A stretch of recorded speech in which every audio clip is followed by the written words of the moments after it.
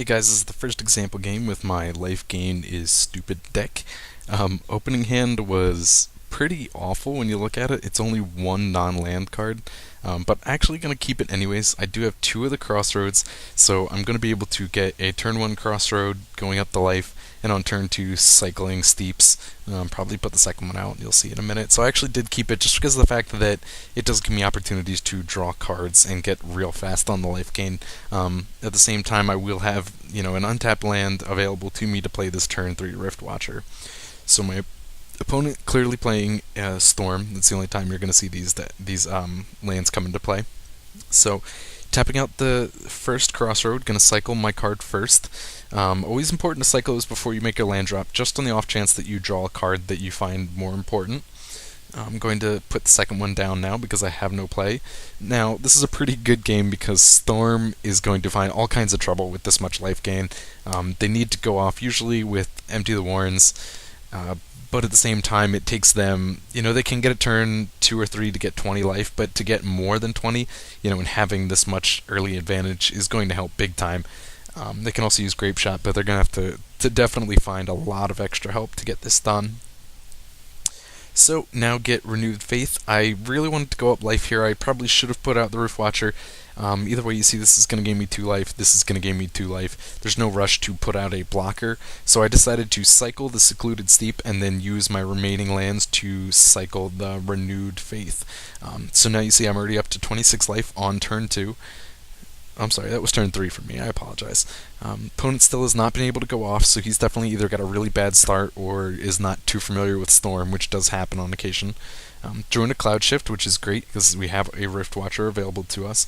Also, Oblivion Ring will help us if he gets to the point where he storms about half of the goblins he needs to win. Getting blockers, being able to Oblivion Ring a goblin token is not necessarily going to save our ass, but it's definitely going to put us in a better position than we were in the first place. So still hasn't gone off on turn 4. Definitely, I'm thinking inexperienced at this point in time. I'm going to attack through with the first Rift Watcher and did draw a second, so that is going to go into play.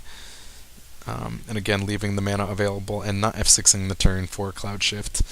Turn 5 still hasn't gone off, so okay, game's pretty much in my favor at this point in time. I am at 30 life, my opponent is down to 14, that's not so important, but being at 30 life means that he is going to have to at least get 15 goblins off Empty the Warrens in addition to the Bushwhacker in order to finish me off in one turn. So, sacrifices a land, plays a probe. I think that he is officially going to start going off.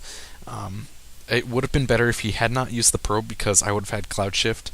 So if he had thought, okay, I have enough to do 30 damage, and exactly 30, then I could have Cloud Shifted one of the Rift Watchers to go up to 32, and it would have at least gotten me to the next turn.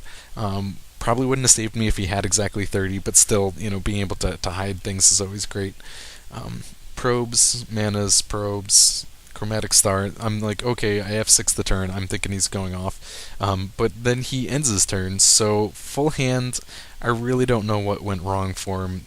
Again, thinking he's just not experienced, but got the Cloud Shift.